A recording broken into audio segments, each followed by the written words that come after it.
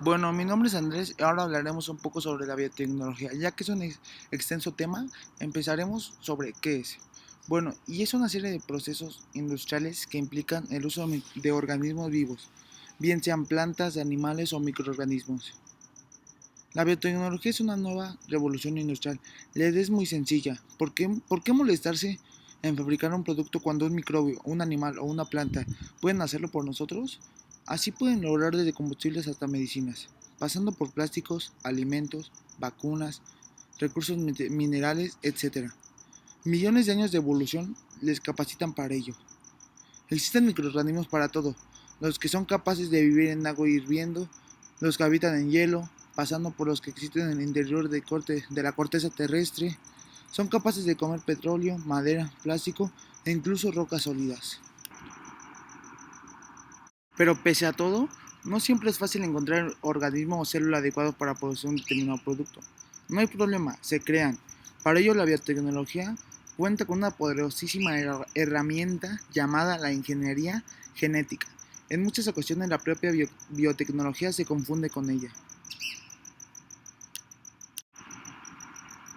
Productos biotecnológicos inundan ya nuestra vida. No hay que esperar al futuro. Es verdad que los más célebres y comercializados son los que atañen a la salud, como por ejemplo la insulina, linfocinas, interferón, hormona del crecimiento, múltiples vacunas, antibióticos, entre otros. Pero también hay insecticidas, combustibles renovables, cultivos resistentes, plantas y animales mejorados en su producción, sistemas de control de la contaminación, colorantes, alimento para ganado, etc. Y muchos más que pronto se comercializarán. La prueba del brillante futuro que aguarda a la biotecnología es que las empresas como Shell, Exxon, Glaxo, Star Oil, Unilever y muchas otras cuentan con su propia división biotecnológica, en la que invierten grandes sumas de dinero. Y muchos se preguntarán, ¿qué relación tiene la biotecnología y los alimentos? Todos los alimentos que consumimos en nuestra dieta tienen un origen animal o vegetal. Una pata de pollo o la lechuga de nuestra ensalada son alimentos que consumimos directamente, sin ningún otro proceso que no sea la elaboración culinaria. Y su origen es animal o vegetal. Pero hay otros alimentos que, partiendo de una primaria materia de origen vegetal o animal, necesitan una transformación microbiana para generar el producto final. En este caso se encuentran los alimentos fermentados como el yogurt o el pan.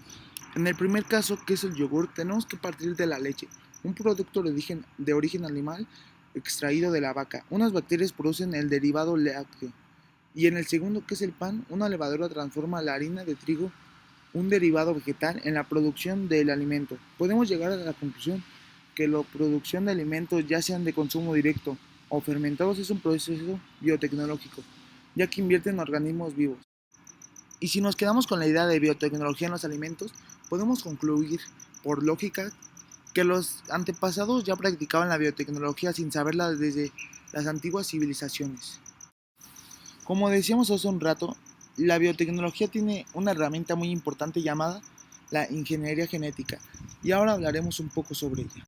Para empezar, el concepto. La ingeniería genética no es otra cosa que introducir información genética nueva en un organismo para dotarlo de capacidades que antes no tenía.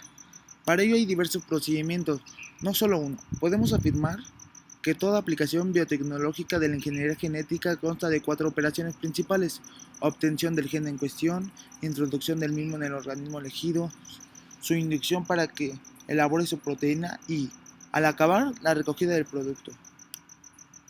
Una molécula de ADN contiene miles de genes. No poseemos técnica alguna que nos permita distinguir entre uno y otro. Por lo tanto, el aislar al gen debe partir desde su producto. El más inmediato es el ARN mensajero, que selecciona aquellas moléculas en las que el gen se exprese con mayor facilidad y de ellas se aísla el correspondiente ARN mensajero. Existen diferentes métodos que permiten efectuarlo. Ahora hay que convertir la información almacenada en el ARN mensajero en un fragmento de ADN. Después, una vez efectuado este método, se emplean ADN polimerasas para convertir un filamento sencillo de ADN en un segmento de doble hélice. A este se le denomina ADN copia o complementario. Y después de varias etapas, el ARN logra copiar exactamente un trozo del ADN. Bueno, después de explicar qué es la ingeniería genética, ahora hablaremos de cómo se utiliza. Una utilidad de la ingeniería genética es el empleo de enzimas en lugares y para propósitos muy diferentes. Así, un producto biológico puede aparecer en un detergente, en un proceso industrial metalúrgico, etc. Pero muchos de los enzimas tienen el inconveniente de desnaturalizarse en condiciones relativamente duras. La ingeniería genética permite modificarlos para lograr versiones más resistentes, más adecuadas a las condiciones químicas, térmicas, etc., en las que va a actuar en la industria. Para conseguirlo, una de las técnicas más útiles va a ser la mutagénesis puntual dirigida, que consiste en mutar un gen en un punto específico, de modo que la proteína difiera ligeramente de su versión natural.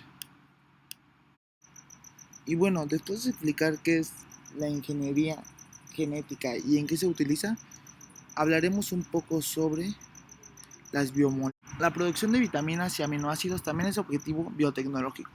Gran parte de las moléculas que se emplean en medicinas o productos alimenticios tienen hoy su origen en microorganismos. Respecto a los aminoácidos, hay que decir que las semillas de cereales, que constituyen a la base alimentaria de varias personas, son deficitarios en lisina y metionina. En consecuencia deben añadirse. Actualmente la metionina se obtiene por procesos químicos baratos, pero en cambio la lisina se elabora preferentemente mediante fermentación, que eso cuesta millones de dólares. Después de hablar sobre las biomoléculas, hablaremos ahora sobre el desarrollo de nuevos productos agrícolas mediante la biotecnología. Se utilizan los progresos de la biotecnología agrícola para incrementar la productividad de los cultivos, especialmente mediante la reducción de los costos de producción logrados, disminuyendo la necesidad de plaguicidas, sobre todo en las zonas más templadas. La aplicación de la biotecnología puede mejorar la calidad de vida de varias o muchas personas, creando cepas de mayor rendimiento o que puedan crecer en ambientes diversos. Lograr una rotación mejor para conservar los recursos naturales o plantas más nutritivas, que se conservan mejor cuando están almacenadas o están siendo transportadas. Se consigue así un abastecimiento continuo de alimentos a bajo costo.